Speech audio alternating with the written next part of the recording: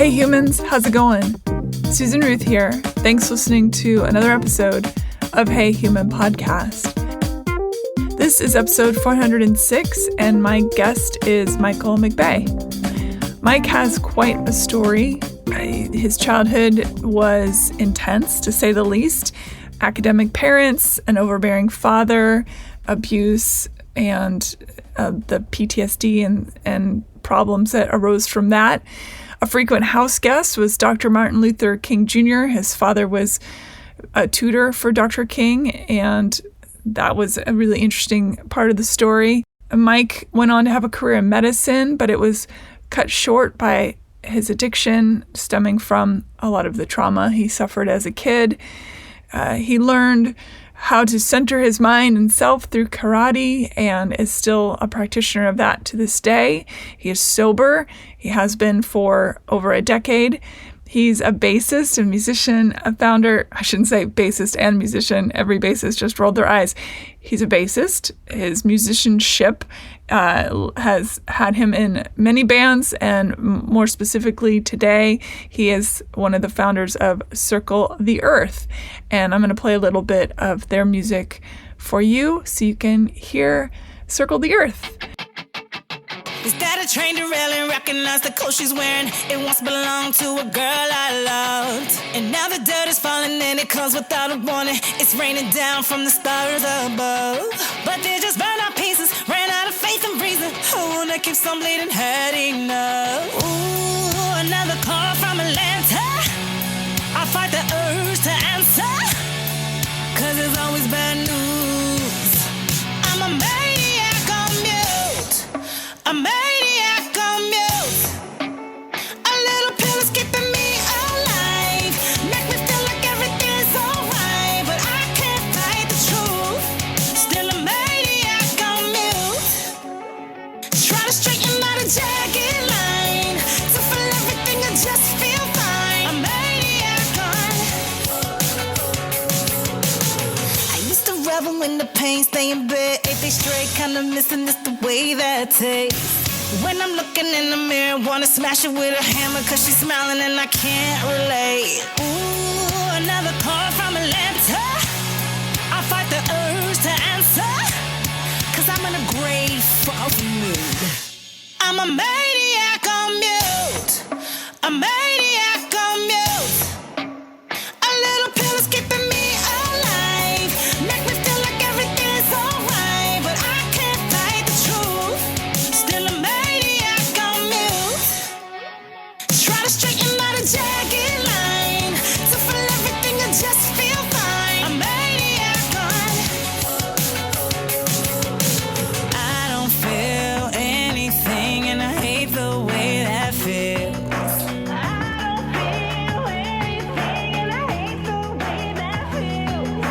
Hate the way that feels. I'm a maniac on mute. A maniac on mute. A little pill is keeping me alive. Make me feel like everything's alright, but I can't fight the truth. Still a maniac on mute. Try to straighten out a jagged line. To feel everything, I just feel fine. A maniac on. And that was Maniac on Mute by Circle the Earth, Mike's band. And they are touring, they are doing all sorts of really fun stuff. So I'll definitely put links on the links page for you to check out how to listen to them and go see them live and all that good stuff. I really enjoyed the conversation. He is a fascinating guy. I'm glad he's sober. It's great. And it sounds like he has really gotten to a beautiful place in his life and is on the upswing, as they say. In other news, I've got a Patreon now. It's under patreon.com/SusanRuthism. Please check that out. I'm building a community there for Hey Human and all my other artistic endeavors. I hope you will be a part of it. I'm going to keep this Hey Human ad-free. It helps to support that. And I am going to have a book club on there and do some musical stuff and share writing and just try to make the Patreon family grow and communicate with each other and have it be a really lovely artistic space. So please check it out, patreon.com/SusanRuthism. Help keep this podcast going, help keep art going for the independents. So yeah. Okay. General stuff. Check out heyhumanpodcast.com for links and to learn more about my guests and the show. Check out SusanRuth.com to learn about me and my other artistic endeavors. Follow Susan Ruthism and Hey Human Podcast on social media, and find my albums on Spotify, Apple Music, Amazon Music, wherever you get your music. Rate, review, and subscribe to Hey Human Podcast on iTunes or wherever you get your podcasts. And thank you. Thank you for listening. Be kind, be well, be love. We are in a crisis of humanity all over the world, and it is a harrowing time. I guess maybe it's always been a harrowing time, but we need each other, and we need our voices to be strong and to speak out and speak up for the people that don't have a voice and who need us. We're in this together, this planet, this human thing, and I love you, and yeah, here we go. Mike McBay, welcome to Hey Human. Thank you for having me. We have a mutual friend, Chris, who suggested we chat. Tell me where you from? Where'd you grow up? What was growing up like? I was born in Atlanta, Georgia, and both of my parents were college professors. I grew up in the 60s during the Civil Rights era. My father was the first Black American to get a PhD in organic chemistry from the University of Chicago. My mother was the first Black American or any ethnic person or woman to get a PhD in mathematics from the University of Georgia. Then she went on to become the first female and Black American dean of students at MIT. So I grew up on Morehouse College campus where my father taught. He trained more Black chemists and PhDs than anybody in the country, even to this day, even though he's dead. So my entire background was academic. There's a lot of pressure on me to perform. They dressed me up like Urkel and sent me to an all-Black elementary school where I got beat up a lot. I got a scholarship to attend Atlanta, Georgia's last private white high school where I got beat up a lot. And my dad beat me if I get anything less than an A. So I had a lot of physical abuse as a child. And that gave me very low self-esteem. I felt it was as though I deserved this, like something was wrong with me. That's all was happening. Martin Luther King was a student of my dad, used to come to my house for dinner. I went to elementary school with his kids. They used to bring pieces of bombs to show and tell, pieces of artillery that was shot through the window to show and tell. That's the era that I grew up in. What was it like growing up with the civil rights movement literally in your living room, especially knowing that you weren't feeling very liberated in your own home because you had all this pressure scholastically? Exactly. Mm-hmm. It was interesting. I started to compartmentalize my true feelings and the external world and academic demands of the external world. I was in second grade and a girl sent me a ring and a letter and asked me to marry her. And I left it in my book satchel and my dad found it and beat me. And he said, "This will distract you from academics. You must never." So it was very confusing for me. I got straight A's though, I'll tell you that. That's awful. I'm so sorry that happened to you. Before he died, were you able to talk to him about? Yeah, absolutely. Yeah, I worked on that. So later in my life, I became addicted to crack and alcohol for quite a long time. I'm sober for 14 years now, but all of that had to do with PTSD and sexual confusion and all the things that I went through as a child, I'm sure. Were you sexually assaulted as well as a kid? No, it's not sexually assault. All right, is it just you, or only child? I have one younger brother. Did he have the same thing to endure? Because sometimes in the family, the parent... No, yeah, not at all. Because I was like the experiment, so they beat him a lot less.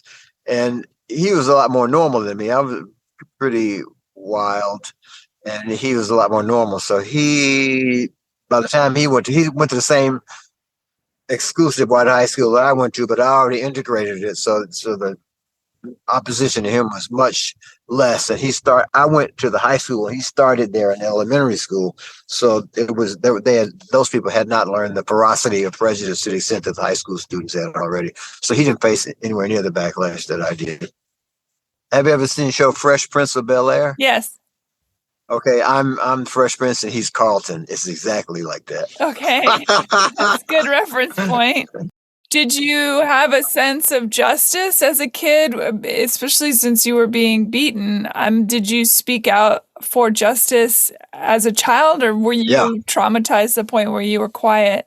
I sought refuge in music, as I started playing music in high school as an outlet. And I started martial arts in high school as a way of, I first did it for rage, the wrong reasons, but that was the reason how I started it. And my parents were really dedicated to education for minorities, and I learned that from them. And so I emulated them in that respect. Education is, in my opinion, the way out. And academic performance and quality of education, to my point of view, are the absolute reason for the continuing differential in the accomplishments of minorities in the United States. What do you think needs to be done for that? That's impossible to figure out, man. Thousands of dollars need to be poured into the educational system. Integration needs to happen. They need to stop paying basketball players millions of dollars to throw a ball, and teachers hundreds of thousands of dollars to teach people. I mean, the fundamental changes are so deep it'll never happen. I think every professional athlete should sponsor 10 teachers, 20 teachers. That's a great idea. Millions of dollars. There's a Key and Peele sketch that's so great, and it's The Draft, only it's for teachers. And it's such a poignant sketch. I need to see that. Yeah, I'll send it to you. It's quite good. Do you have any fond memories about Dr. King? Yeah. He was having difficulty in organic chemistry. So my dad would tutor him and try to give him time off to go do his demonstrations. It was interesting to see a man of that stature have to ask my dad for permission to miss class so he could go and save the world. It was pretty cool. Beautiful person. Absolutely. Yeah. What happened when you headed off to college? Well, okay, let me tell you this. So I'm 10 years old, and little beings of light start coming into my wall, and I'm like 5 actually, and floating me out into a ship and back. And I told my parents about it, and they told me that was just my brain forming, and they were just hallucinations that weren't real. So I believed that, and then sometimes I would ask them to let me sleep in between them because I was so tired of these people taking me out. And they come in the room, leave my parents asleep, float me out the ship and back. And that happened even when my brother was in my room. He would sleep and they float me out. No one believed me, and I assumed that none of that was real until I went to Stanford. Stanford was a radical change from the way I grew up. I grew up with people who were still trying to figure out if evolution was real, that Black people were human, things like that. And I walked into Stanford's campus and it was the complete opposite. It was vastly integrated. I saw Asians for the first time, and Stanford was doing research and remote viewing, and they were teaching extraterrestrial civilizations like it's biology or math with the reality of it. And all of that expanded my mind, and I had some further paranormal experiences in college that demonstrated to me the absolute truth of some spiritual stuff that came later. So it was a mind-blowingly expansive experience going there. Do you have any recollections of what would happen once you were taken from your home into the ship? Just instruction and preparation for some challenges later in life is all I can remember. And that they would be with me, guiding me and observing me the whole time. Do you feel that some of your addiction issues were correlated with that, or is that something different? That's something I've always thought about. I think that my addiction issues are correlated with a couple of things. My grandfather was a Comanche Indian who was an alcoholic, so I have some genetic predisposition. And now that I look at it, I think that my parents' academic excellence was just a socially acceptable expression of addiction, too. So I think I have this strong genetic component from both of them.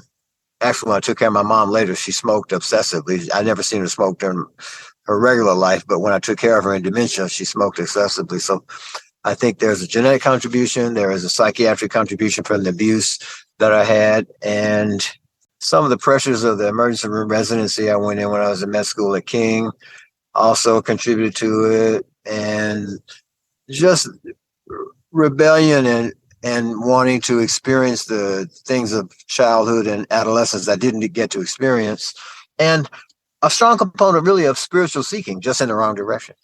Did you feel that any of the information given to you when you were taken, did that help you at all along the way, or was it too hard to remember in the moment? It didn't register with me that it could be a possibility until I took I just thought it was some childhood fantasies until I took extraterrestrial civilizations class at Stanford. And it's taught by award-winning physicists who are actually doing research. They can't tell you this, but they're actually doing research on the recovered technology and all that. And it was mind-blowing. And these are world-acclaimed physicists with multiple patents in electrical engineering and physics. The class is very systematic. It talked about the history of abduction phenomena, the history of the visitations, how they go back in history, how they're happening now, and that over the next, this is in 1972, and over the next 50 to 100 years, we would see gradual disclosure. The fact that you're taking this class means you have some serious interest in the topic, so we can't teach it all to you now because it's not being disclosed to the public yet, but just keep reading, keep your eyes open, and you'll see a gradual disclosure was how the class was structured. And when they talked about the abduction phenomenon, how it runs in families and how it involves kids, I thought back to my past and said, oh, that maybe that really happened. The life-changing event for me spiritually occurred as follows. They also teach a class called Altered States of Consciousness. And they are doing research in remote viewing and telekinesis with Uri Geller and Ingo Swann and all that. And they have a neutrino detector buried underneath the ground, 2 miles underground, surrounded by a tank of water to detect neutrinos coming from the sun, and it's buried underground and shielded, so it's to minimize the effect of electromagnetic signals sent by humans, by people. So they said to Ingo Swann, if you really have these abilities, maybe you can try moving the neutrino detector, and he did that. So the physicists that are running that part of the research, they have TAs, and the TAs are they have research assistants. Those research assistants are the TAs in our classes.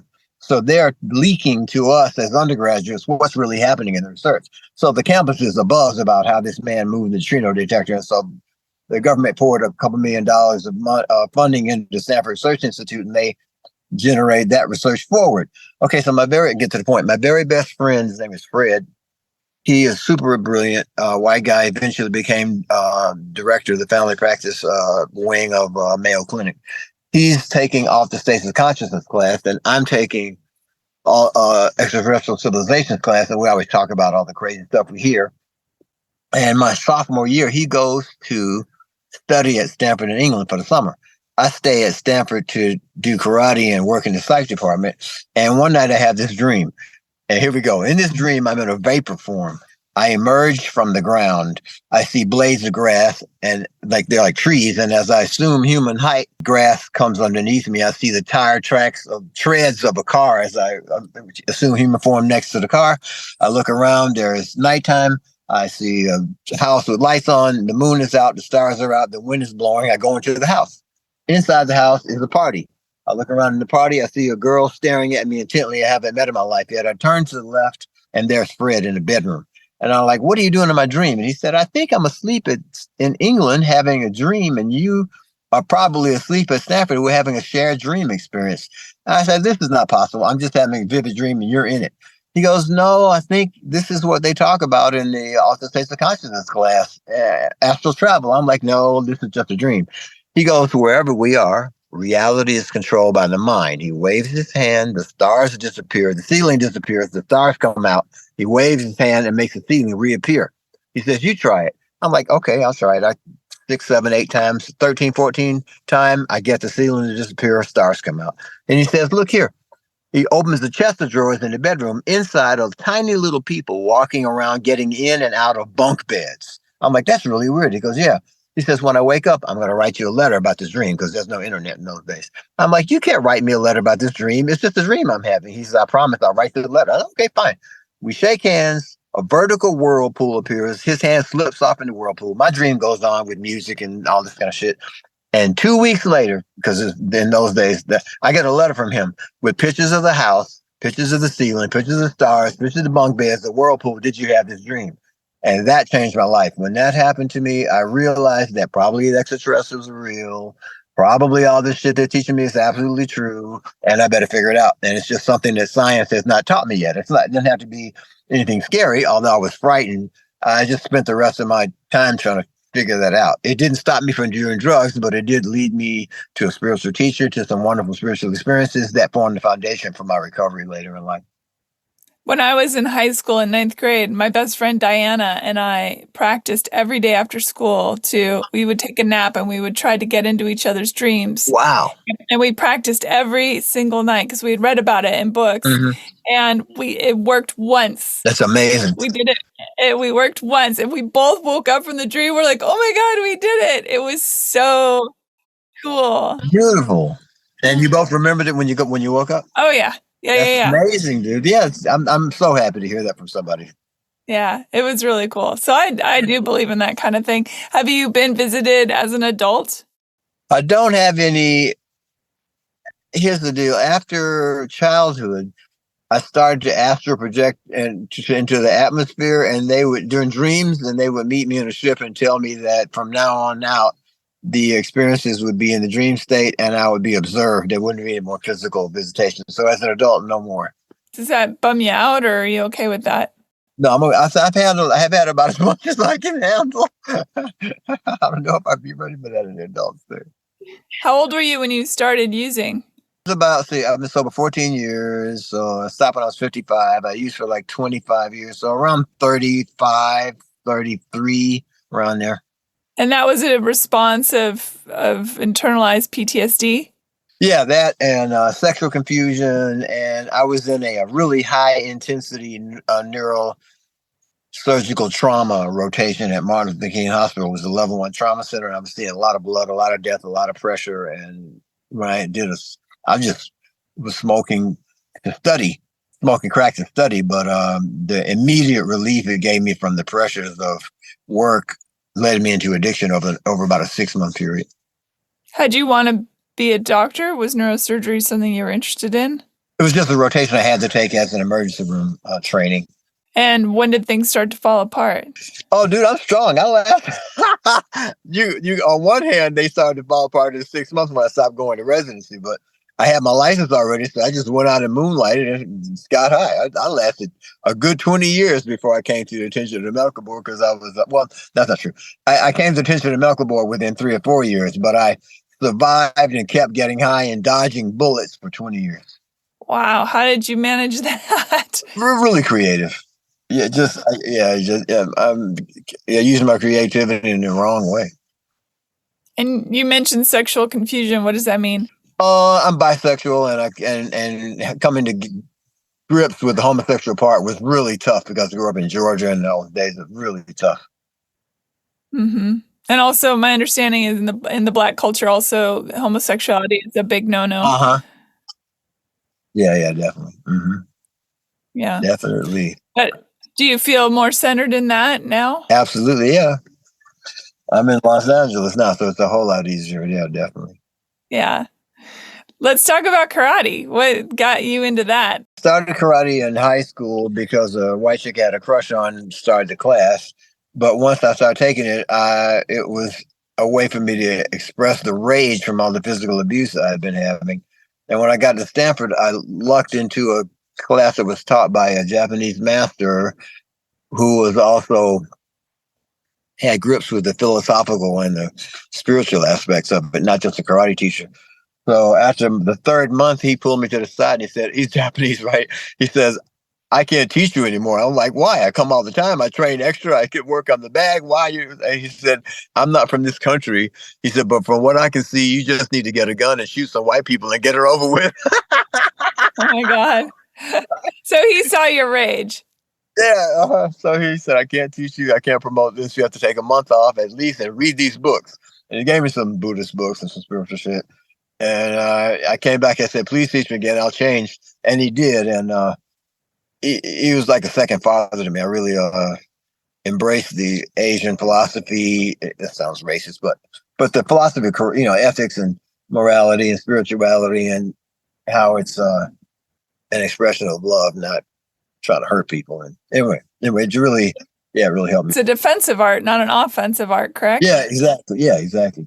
And then I get just as much satisfaction out of it as I did out of drugs. So early on, I was smoking marijuana all day, every day in college, but I discovered I couldn't do it high. And that put a check on my marijuana consumption, which is an early expression of my upcoming, my later on addiction. So I didn't smoke until after karate at night instead of all day like I previously did. And even to this day now, karate is a foundation of my recovery. Spirituality and and karate and music give me gratification and fulfillment that I was seeking through drugs before. Did you go to rehab, or were you able to quit everything on your own? Oh, no, I went to rehab. I've been to rehab probably 6 or 8 times.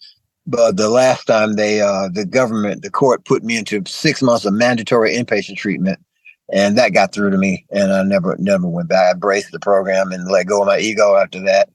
And I realized that they took me away from music and all the shit and karate and the stuff I love. So I went back and just stuck with it. So I've been sober a little bit over 14 years. How did you support your habit that long? I was a doctor, dude. I was a doctor. I was making money and partying. I saw a clip once. It's a professor talking to a group of first-year med students and basically said that the most addicted people are the dentists, the doctors, and the lawyers. They have the highest instance of drug and alcohol abuse. Yeah, and out of the doctors, the highest instance of abuse are emergency room physicians, anesthesiologists, and psychiatrists. It's a lot of heavy lifting that they have to bear. I don't know, having not gone through the education, I don't know, but I would hope that they also teach ways to let that stuff out of the person that's holding that space. Mm-hmm. Unfortunately, that's not a major part of the education, and at least not in those days. I think these days there probably is the awareness of the medical aspects and the treatment aspects of drug addiction, and it not being a character defect or character flaw, or the way they used to pass judgment on it has progressed to the point that there are probably more classes and educational time spent to handling issues like that than there were before when I was in school.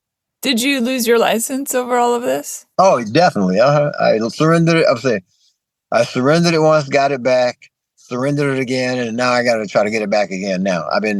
I surrendered it 10 years ago, and I work in the medical field right up to the point of making medical decisions, so it's still legal, and so I'm still in it and still fluent in it, but I have to take an exam, and I haven't had time to do it because music is really taking over right now. Yeah, let's get into that. You started doing music at a young age and kept going, and that was another form of refuge for you? Absolutely, yes. There was a band. The kids in my neighborhood played in a band, put a band together, and it was I heard it. It was like great.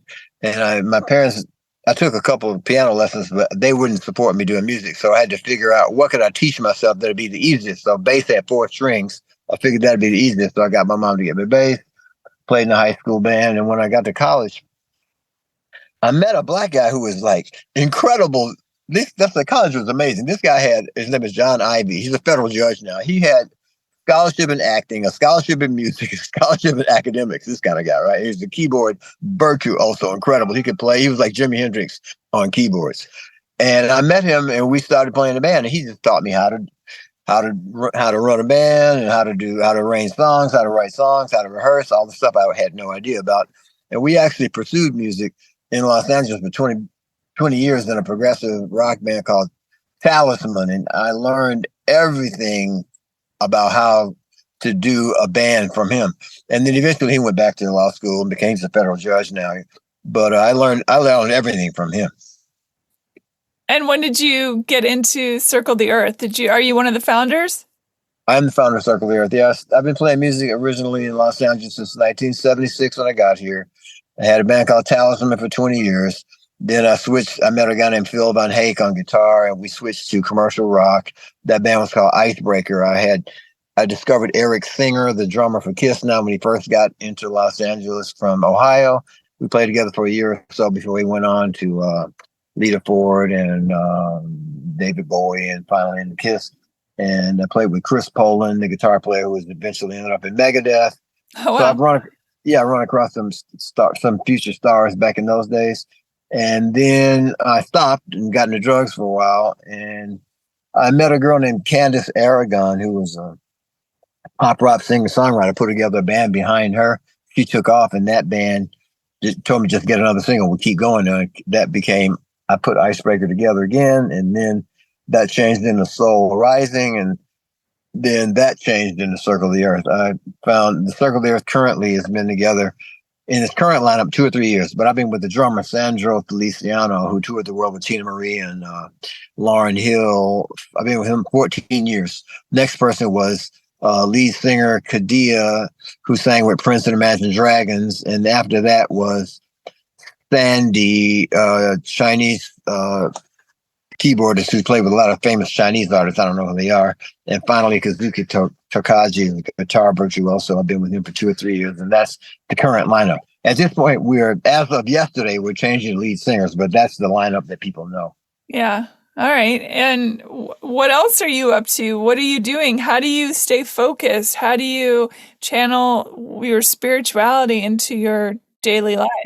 The experience with the dream with Fred was only the beginning. 12 or 13 episodes of wild spiritual activity experiences occurred to me as my life progressed. When I got here in Los Angeles, I ran eventually to a spiritual teacher named John Rogers. He's dead now, but I studied with him for 30 years, and the experiences of that were indescribable.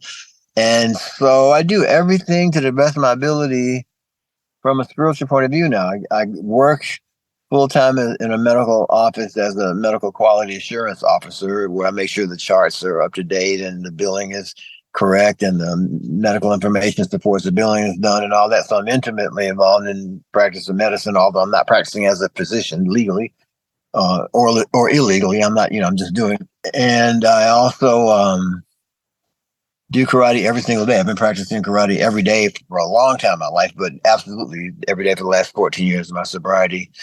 And that's a tremendous stress reliever. And I practice in the band, and that's a fulfillment. My life now is flourishing and fulfilling in ways I can't describe to you. And spirituality pins it all together. Can you tell me one of the other 13 or? Yeah. Okay. So I come to Los Angeles, and I've had this dream at Stanford. I'm like, okay, here's LA. It's very wild. And they have all these fringe spiritual groups. So I get a book. I met a guy who was a friend of mine. I said, I'm going on a spiritual search. You want to go? He go, okay. I said, I'm from Stanford. I know how to do research. So I got a fucking notebook. I bought the whole Lifetimes, and I went to every single spiritual organization, A through Z, in Los Angeles over a 2-year period. 90%, normal, a lot of bullshit, a lot of take your money, a lot of this kind of stuff, a lot of fluff. A third of the way through the study, I go into a meeting on Melrose in Fairfax. In there, it's like 24 middle-class white people sitting around, all middle-aged or so. There's 3 women. They're all dressed in black robes. One of them is older, one of them is fat woman, and one of them is young woman. They stand up at the podium, point to somebody in the room, and they go, oh, sell your car. Oh, go ahead and get the new job. Oh, call your sister in Albuquerque. Pass the hat, put money in the hat, and move on. So me and my friend, well, check this. This is another bullshit, right? So the meeting ends, we get up to leave, and the young woman gets up and she says, wait a minute. Everybody sit down. I need to talk to that guy in the back, and points at me. And I've never seen this person in my goddamn life. She said, you are here because you are trying to decide between science and music. She said, I see all this physical abuse in your life. You're estranged from your father's side of the family. I see him beating you. I see him loving you, but not expressing it in the right way, causing you great pain. She goes, you really want to know whether to do science or music. She says, she says, I see all this hard work. I see all this. She said, I see more music than I've ever seen in any person I've ever given a reading for before. You need to call your brother right now. There's something wrong. Someone with the initial P is going to come along and help you on your search. And I just see all this work. I just see all this music. You just might get it. It's so far away, I can't tell. And I hope that helps you. I went home, called my mom. My brother had a nervous breakdown that morning at Princeton. That happened. So we checked. That's okay. Cool. Let's keep going. So we went on and there's more stuff after. Wow, that's intense. Did he recover all right? Yeah, he did. Are you close with your brother? He's dead now, and we were not close. We're the opposite, like Carlton and Freshmans. I tried to make amends with him as much as I could, but to him, I'm insane. Doing music, doing drugs. He's never had a traffic ticket in his life. We're complete opposite. He loved me. How did he pass? He was found dead in an extended stay hotel room with blood on the bed, and blood in the toilet. So I think he probably had GI cancer, didn't tell anybody, and bled out. That's my best guess. Oh, that's awful. What's his name? Ronald McBay. Ronald. Well, I'm so sorry about that. It's hard, when people pass away and we don't get the chance to have that connection and say, I see you for everything you are and you see me for everything I am, and we're all just doing the best we can. We had that on an unspoken level, but unspoken level. Mm-hmm. Is your mom still with us? No. Okay, so my mom started after MIT. She started a company called Quality Education for Minorities, and they got money from Rockwell, NASA, the government to identify minority geniuses in poverty situations and with talent for math and science, pull them out of there, stick them in a dormitory, pay for their education, and turn them into PhDs. So she did. That was the crowning work of her life. It was very successful, tremendously successful. And then she developed dementia. So she got she wasn't going to let go of the program. She found somebody to take over. So she found a qualified Black guy from the outgoing Obama administration, installed him as her successor, and then came to Las Vegas and then Los Angeles for me to take care of her. My brother called me and said, "You're sober now. I trust you. Do you want to move back to the condominium you used to be in and live with mom and take care of her?" So I said, "Sure." So I went back to the condominium we had. I took care of my mom for the last 3 years of her life. I took her to karate. I took her to rehearsals. I took her to work. She saw me. She got to see me completely recovered. Oh, that's nice. Yeah. She died in my arms, basically. Came back to Earth just in time. Yeah, I get that for sure. What, do you believe in God? Here we go. There's my scientific. There's not even belief. My scientific data indicates that there is a beautiful, loving God. It is the same one behind all religions. We're just stupid people speaking French and English and turn to the east and turn to the right. Same exact God. Reincarnation and absolute fact. Spirituality and absolute underpinning of everything. And there are actually tremendously gifted spiritual masters walking around like all the time. Super rare. 1 out of 1 million to 2 million, but definitely spiritually gifted people with a mastership exist. Very rare, but they exist. And for me, study of God's like science or anything else. You got to be open to it, got to pursue it, got to read about it, got to look for it. And for me, it's different for different people. For me, it came to me through active search. Yeah. I see miracles everywhere. Yeah. That's really lovely. So what's next for you? Where are you heading next? Okay, at this point, I've got a fair degree of notoriety with Circle the Earth. It's really beyond my wildest dreams coming together. And I have to change lead singers. I've been with her for 8 years. It was a beautiful ride. It was really tough, but I have to change. It's time for us to her to move on and me to move on. And we just came to that agreement last night. So now I'm in this, and the beautiful thing is that when I ask God to fill these voids, it's done in a very beautiful way. So I'm nervous and scared, but I'm also excited for what's going to happen next. So I'm looking for a state-of-the-art lead vocalist. We have a single, new video coming out on a couple of weeks. Just released a single. We recorded 6 singles, so 3 more are coming out. Got an EP coming out. I'm working with top of the line videographer Henry Lipatoff, producer Eric Ron, songwriter Lauren Christie, did Complicated for Abel Levine, the whole deal. I'm working with top flight people. It won't be a problem. I just got to find somebody incredible and move and take the next step. Very energetic, very intelligent, very melodic pop rock with an underlying message of positivity, but without mentioning anything spiritual at all. So it's kind of like Paramore, Heart, Starship, Too Close to Touch. I'm dated, so my references are older. Those are good references for sure. Yeah. It's really good music. That's great. Well, I'm excited for you. That's wonderful. Do you have any kind of message for the listening audience that you want to impart? Sure, absolutely. If you're struggling with addiction, there is a way out. There is absolutely a way out. And life after it is beautiful. And if I can recover, anybody can recover, because I was really bad at it. Really, really bad. I want to say that it's the same God, the same loving, all-knowing, merciful God behind all religions, all of them same. And that the human souls, we're united. We just seem to be separated. The analogy my spiritual teacher taught me was that we're like islands in an ocean. You drain the water, it's all the same landmass. It just looks like we're separate. And that's basically the message I want to convey. It's all about love and positivity and karma and good intentions. All the stuff, the basic common sense stuff that you know. Do you think that we, as a whole, are going to find our way again? Ultimately, yes, but it's with tremendous difficulty along the way. Yeah. Thank you so much for taking time to talk with me. Dude, this has been beautiful. I really appreciate your time. Thank you, ma'am, very much. I hope I get to meet you in person over at Chris's maybe, or...